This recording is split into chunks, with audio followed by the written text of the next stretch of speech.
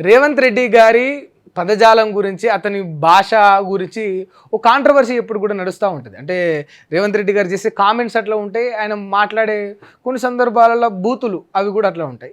సరే, ఆ పక్కన పెడితే ఇప్పుడు కేసీఆర్ను రమ్మంటూ, అంటే కేసీఆర్ను ఆహ్వానిస్తూ, చర్చకు ఆహ్వానిస్తూ, అసెంబ్లీకి రమ్మంటూ మాట్లాడిన ఒకసారి మాటలు విందాం. ఏమన్నాడో. అసహనంగా ఉన్నాము, బాధ కోపం కూడా ఉంది. 1,00,000 కోట్లు పెట్టింది, ఇట్లా అయిపోయింది. నేరగాళ్ళని శిక్షించలేకపోతున్నాం, దీన్ని వినియోగించలేకపోతున్నాం. అధికారం వచ్చి 30 నెలలు అయింది. ప్రజలందరూ వీళ్ళని ఉరిదీయాలని కోరుకుంటే నియమ నిబంధనలు అడ్డం వస్తున్నాయి అని మేము అనుకుంటున్నాము. ప్రజలందరూ కేసీఆర్ను ఉరిదీయాలనుకుంటే నియమ నిబంధనలు అడ్డం వస్తున్నాయి అంట. ఎక్కడ అనుకున్నారు? ఒక వ్యక్తిని ఉరిదీయాలని ఏ వ్యక్తులు అనుకుంటారు? నియమ నిబంధనలు అడ్డం వస్తున్నాయని చాలా స్పష్టంగా చెప్పిండు. ప్రజలందరూ ఉరిదీయాలనుకుంటే, కేసీఆర్ను ఉరిదీయాలని అనుకుంటేనంట నియమ నిబంధనలు అడ్డొస్తున్నాయంట. అంటే నియమ నిబంధనలు అడ్డు రాకపోతే ఉరి తీస్తారా? ఉరి తీసేంత క్రిమినల్ యాక్టివిటీస్కి పాల్పడతారా? అంటే నియమ నిబంధనలు కానీ అడ్డు రాకపోతే, అంటే మనం ఇంకా కూడా ఆ వెనకట రాచరికపు రాజుల వ్యవస్థలో బ్రతుకుతా ఉన్నామా? అంటే ఏదన్నా చిన్న పొరపాటు ఏదైనా జరిగితే అది పొరపాటుని మనం భావించినంత మాత్రాన వెంటనే చెట్టుకో, లేకపోతే గుట్టకో ఉరి తీయడం. ఎందుకంటే రాచరికపు కాలంలో రాజులు పాలించే ఆ సమయంలో ఇట్లా, అంటే తప్పు ఒప్పులు పెద్ద ఏం చూడకుండా వాళ్ళకి తప్పని అనిపిస్తే ఉరి తీసేది రాజులు. అట్లాంటి రాచరిక పాలన బతుకుతున్నామా? మేము అనుకుంటున్నాం ఇది ప్రజాస్వామ్యం, స్వాతంత్ర భారతదేశం ఏర్పడి ఎన్నో ఏండ్లు అవుతుంది. ఈ ఎన్నో ఏండ్ల తర్వాత తెలంగాణ కూడా ఏర్పడి దాదాపు 12.5 ఏండ్లు అవుతుంది. ఏర్పడ్డ తెలంగాణలో కాంగ్రెస్ ప్రభుత్వం ఇప్పుడు పాలిస్తుందని మేము అనుకుంటున్నాం. సో కాంగ్రెస్ ప్రభుత్వం ఇప్పుడు పాలిస్తావు ఈ స్వతంత్ర భారతదేశంలో అంటే మరి నియమ నిబంధనలు ఎట్లా ఉంటాయి? అంటే చట్టం ఉంటుంది, కోర్టు ఉంటుంది, న్యాయస్థానాలు చూసుకుంటే ఇంతే కదా. ఉరి తీయాలని అనుకుంటే నియమ నిబంధనలు అడ్డం వస్తున్నాయి అంటే అడ్డం రాకపోతే ఉరి తీస్తావా? అంటే నేనేమంటున్నా, ఇక్కడ కేసీఆరా లేకపోతే ఇంకొకరా, గత ముఖ్యమంత్రి 2 ఏళ్ళు పాలించిన ఆయన, 12 ఏళ్ళు పాలించిన ఆయన, 10 ఏళ్ళు పాలించిండా, లేకపోతే ఉద్యమంలో పాల్గొనడం, ఇట్స్ ఆల్ సెకండరీ థింగ్. ఒక రాష్ట్ర ముఖ్యమంత్రి హోదాలో కూర్చున్నాం మనం, రాష్ట్ర ప్రజలకు ఏం చెప్పాలి? మీరుగా నియమ నిబంధనలు అడ్డం రాకపోతే తెలంగాణ ప్రజలు మిమ్మల్ని పూర్తిగా రాజకీయంగా తరిమి కొడతారు. అంటే ఎట్లా ఉన్నది?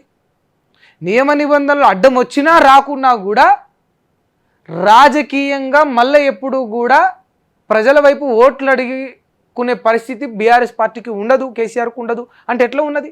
There is a lot of chances కదా. అంటే ఒక వ్యక్తిని విమర్శించడానికి కానీ, వక్రీకరించి మాట్లాడడానికి కానీ, అంటే రేవంత్ రెడ్డి గారి స్టైల్లో వక్రీకరించి మాట్లాడడానికి కానీ, వారు చేసిన తప్పని బల్లగుద్ది చెప్పడానికి కానీ ఒక 100 రకాల దారులు ఉన్నాయి. బట్ ప్రతిసారి ఊరిని, చావును, బొందను, తొక్కడాన్ని, తన్నడాన్ని, పీక్క తినడాన్ని, పేగులు మెడేసుకోవడాన్ని, ఇలాంటి పదజాలని ఎంచుకోవడం వల్ల ఏమైపోతుందంటే, రేపు ఒక చిన్న విషయం చెప్తా, అంతే అందరికీ అవగాహన రాలని. రేవంత్ రెడ్డి గారి కామెంట్స్ కాస్త వైరల్ అయినప్పుడు నేషనల్ మీడియా అనేది ఒకటి ఉంటుంది. అంటే ఏ స్టేట్ విషయాలైనా కూడా నేషనల్లో, అంటే నేషనల్ వైడ్గా జరిగే ప్రతి స్టేట్లోని అంశాలను నేషనల్ మీడియా కవర్ చేస్తూ ఉంటుంది. ఫలానా గుజరాత్లో ఇలా జరిగింది, ఫలానా ఢిల్లీలో ఇలా జరిగింది, ఫలానా తమిళనాడు సీఎం విజయ్ ఈ కామెంట్స్ చేశాడు, ఫలానా తెలంగాణ సీఎం, నేషనల్ మీడియా సంగతి చెప్తున్నా, ఫలానా తెలంగాణ సీఎం రేవంత్ రెడ్డి ఇలా కామెంట్స్ చేశాడు. అంటే ఏమంటారు? తెలంగాణ సీఎంని రిప్రజెంటేటివ్ ఎవరిని ఉంటుంది? తెలంగాణ సీఎంని అంటారు. ఫలానా రేవంత్ రెడ్డి, లేకపోతే అనుమూల రేవంత్ రెడ్డి, లేకపోతే కొండారెడ్డిపల్లి రేవంత్ రెడ్డి అని ఎక్కడ కూడా అనరు. సో మనం, అంటే నేనేమంటున్నా అంటే, మీరు అంటే గౌరవంగా, మీకు శ్రీ ముఖ్యమంత్రి వర్యుల గారికి గౌరవంగా మేము విన్నవించుకునేది ఏంటంటే, మాట్లాడండి. మీరు రాజకీయంగా మీరు 100 రకాలుగా విమర్శించండి. మీరు మా ముఖ్యమంత్రి కనుక మా ముఖ్యమంత్రిని తక్కువ చేసి మాట్లాడితే మా ప్రాంతాన్ని తక్కువ చేసి మాట్లాడినట్టే.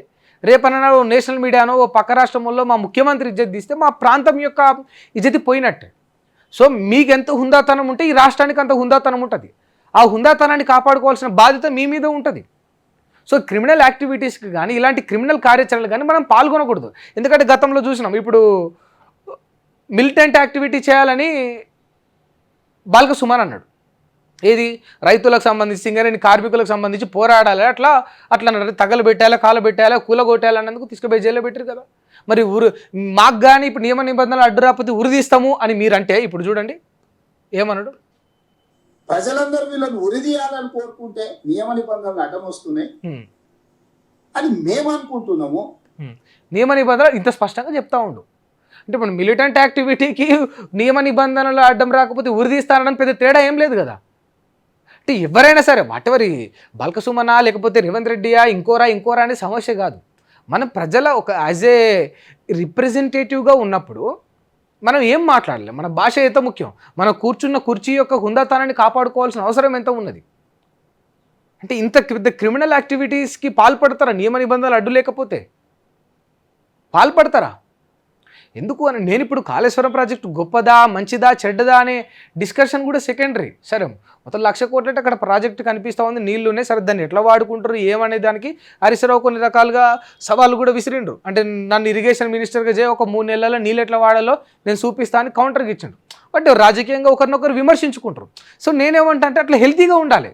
ఇప్పుడు హరీష్ రావు గారు ఏమన్నారు, నన్ను చేయండి, నన్ను ఇరిగేషన్ మినిస్టర్ని చేస్తే నేను చూపెడతాను నీళ్ళు ఎట్లా వాడాలో అన్నాడు. అంటే మీరు మీ ఇరిగేషన్ మినిస్టర్లుగా ఉన్నా ముఖ్యమంత్రులుగా ఉన్నా ఉన్న నీళ్ళను వాడుకోవడం మీకు తెలియట్లేదని ఒక హుందాగా విమర్శించిండు. నేనేమంటే అట్లా హుందాగా విమర్శిద్దాం, మీరు కూడా అట్లే చేయండి. రేపు బీఆర్ఎస్ పార్టీ చేసినా బీజేపీ పార్టీ చేసినా ఏ కాంగ్రెస్ చేసినా రేపు అలయన్స్లో ఎవరు వచ్చినా కూడా విమర్శ అనేది హుందాగా ఉండాలి, వినసొంపుగా ఉండాలి. రేపు టీవీల ముందు పిల్లలు కూర్చొని టీవీ చూస్తుంటే ముఖ్యమంత్రి స్పీచ్ చూడబుద్ధి కావాలి, దాని నుంచి కొంత జ్ఞానాన్ని నేర్చుకోగలగాలి. ప్రతిసారి ఒకటే దారిని ఎంచుకుంటే జనాలు కూడా విరక్తి చెందుతారు, విసుగుపోతారు. ఒకటి ఉంటుంది అంటే ఒక అబద్ధాన్ని గుచ్చి చెప్పితే అది నిజంగా పోతుంది అని అంటారు.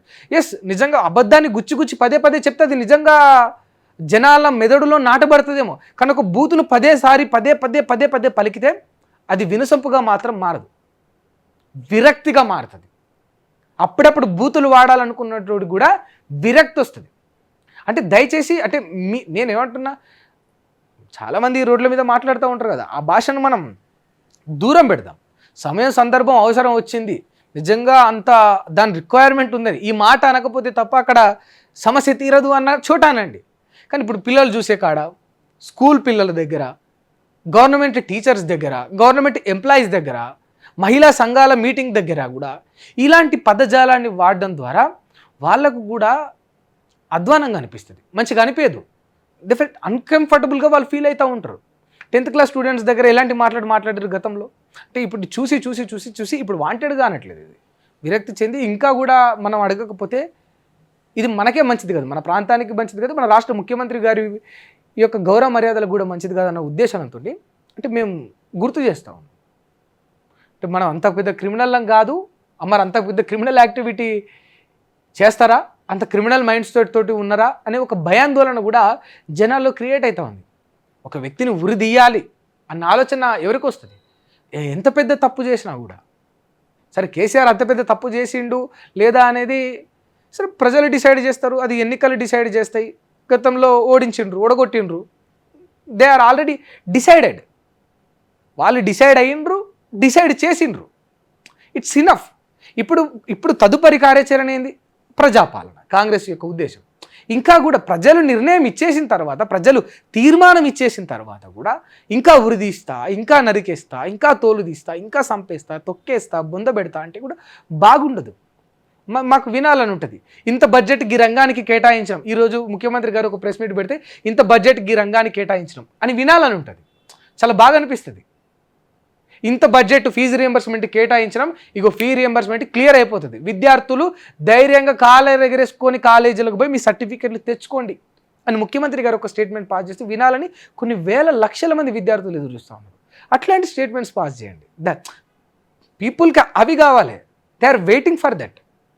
కానీ ఇవాళ ముఖ్యమంత్రి గారు పెడితే ఒక మాట బూతుగా తిడతారు, ఇవాళ ముఖ్యమంత్రి గారు ప్రెస్ మీట్ పెడితే ఒకరిని ఉరి తీస్తా అంటారు అని వినడానికి ఎంతమంది కాసుకొని కూర్చుంటారు? ఒక్కరా ఇద్దరా?